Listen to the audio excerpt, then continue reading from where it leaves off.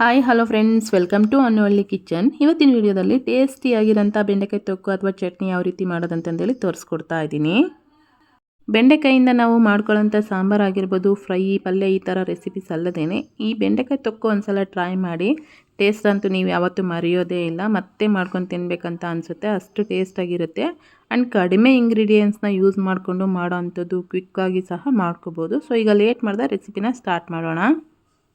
ಈ ಬೆಂಡೆಕಾಯಿ ತೊಕ್ಕು ಮಾಡೋದಕ್ಕೆ ಫಸ್ಟ್ ಒಂದು ಕಡಾಯಿಗೆ ಸ್ವಲ್ಪ ಎಣ್ಣೆ ಹಾಕ್ಕೊಂಡು ಒಂದು 4ರಿಂದ 5 ಬ್ಯಾಡಗಿ ಮೆಣಸು ಹಾಕಿ ಸ್ವಲ್ಪ ಫ್ರೈ ಆದಮೇಲೆ ಒಂದು 4 ಗುಂಟೂರು ಹಾಗೆಯೇ ಒಂದು 4ರಿಂದ 5 ಕಡ್ಡಿಕಾಯಿ ಅಂದರೆ ಕಡ್ಡಿ ಮೆಣಸಿನ್ಕಾಯಿನ ಹಾಕ್ಕೊಂಡಿದ್ದೀನಿ.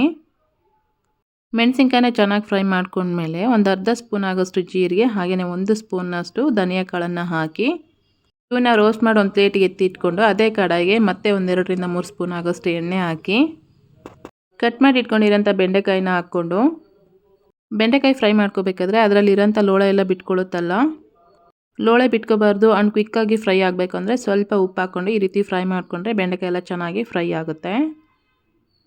ಒಂದು 5ರಿಂದ 6 ನಿಮಿಷ ಚೆನ್ನಾಗಿ ಬೆಂಡೆಕಾಯಿನ ಫ್ರೈ ಮಾಡ್ಕೊಂಡಿದ್ದಾದಮೇಲೆ ಅದನ್ನು ಒಂದು ಬೌಲಿಗೆ ಎತ್ತಿಟ್ಕೊಂಡು ಮತ್ತೆ ಅದೇ ಕಡಾಯಿಗೆ ಒಂದು 2ರಿಂದ 3 ಸ್ಪೂನಷ್ಟು ಎಣ್ಣೆ ಹಾಕಿ 1-2 ಟೊಮೆಟೊನ ಕಟ್ ಮಾಡಿ ಸೇರಿಸ್ಕೊಳ್ತಾ ಇದ್ದೀನಿ.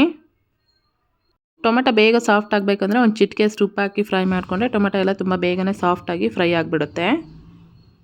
ಟೊಮೆಟೊ ಎಲ್ಲ ಸಾಫ್ಟ್ ಆದಮೇಲೆ ಇದಕ್ಕೆ ಸ್ವಲ್ಪ ಹುಣಸೆಹಣ್ಣು, ಹಸಿ ಕರಿಬೇವು, ಸ್ವಲ್ಪ ಕೊತ್ತಂಬರಿ ಸೊಪ್ಪು ಹಾಕ್ಕೊಂಡು ಸ್ಟವ್ನ ಆಫ್ ಮಾಡಿ ಇದು ಕಂಪ್ಲೀಟಾಗಿ ಕೂಲ್ ಆಗೋದಕ್ಕೆ ಬಿಡ್ತಾ ಇದ್ದೀನಿ. ಅಷ್ಟರಲ್ಲಿ ನಮ್ಮಮ್ಮ ಈ ಚಟ್ನಿನ ಮಿಕ್ಸಿ ಜಾರ್ಗೆ ಹಾಕಿ ರುಬ್ಬೋದಕ್ಕೆಲ್ಲ ಹೋಗಬೇಡ, ನಾನು ಕಲ್ಲಲ್ಲಿ ಹಾಕಿ ರುಬ್ಕೊಡ್ತೀನಿ ಅಂತ ಹೇಳಿದರು. ಮೊದಲಿಗೆ ನಾವು ಫ್ರೈ ಮಾಡಿ ಇಟ್ಕೊಂಡಿರೋಂಥ ಒಣಮೆಣಸು ಹಾಗೆಯೇ ಧನಿಯಾ ಕಾಳು, ಜೀರಿಗೆ ಏನಿತ್ತಲ್ವ ಫಸ್ಟ್ ಅವನ್ನ ಹಾಕಿ ರುಚಿಗೆ ಎಷ್ಟು ಬೇಕೋ ಅಷ್ಟು ಉಪ್ಪನ್ನು ಸೇರಿಸ್ಕೊಂಡು ನಾವು ಈ ಥರ ಚಟ್ನಿಗಳನ್ನ ಮಿಕ್ಸಿ ಜಾರಲ್ಲಿ ಹಾಕಿ ರುಬ್ಬೋದಕ್ಕಿಂತ ಕಲ್ಲಲ್ಲಿ ಹಾಕಿ ರುಬ್ಕೊಂಡ್ರೆ ಟೇಸ್ಟ್ ಅನ್ನೋದು ತುಂಬಾ ಚೆನ್ನಾಗಿ ಬರುತ್ತೆ. ಮೆಣಸಿನ್ಕಾಯಿನೆಲ್ಲ ಸ್ವಲ್ಪ ನೈಸಾಗಿ ರುಬ್ಕೊಂಡಿದ್ದಾದಮೇಲೆ ಫ್ರೈ ಮಾಡಿ ಇಟ್ಕೊಂಡಿರೋಂಥ ಟೊಮೊಟೊ, ಕರಿಬೇವು ಹಾಗೆಯೇ ಕೊತ್ತಂಬರಿ ಸೊಪ್ಪು ಏನಿತ್ತಲ್ವ ಅದನ್ನು ಸಹ ಇದರಲ್ಲಿ ಹಾಕಿ ಟೊಮೆಟೊ ತುಂಬ ಬೇಗನೆ ನೈಸ್ ಆಗಿಬಿಡುತ್ತೆ.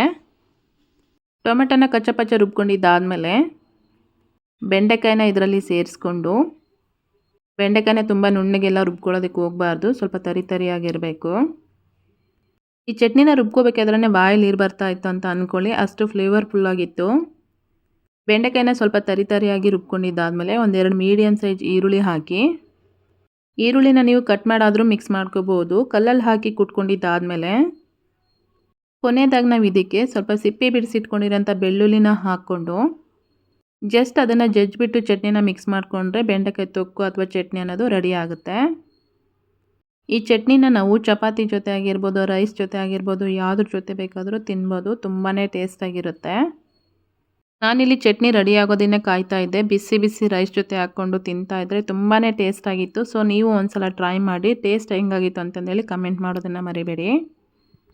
ಮತ್ತೆ ಹೊಸ ರೆಸಿಪಿ ಜೊತೆ ಸಿಗೋಣ. ಅಲ್ಲಿವರೆಗೂ ಟೇಕ್ ಕೇರ್, ಬಾಯ್.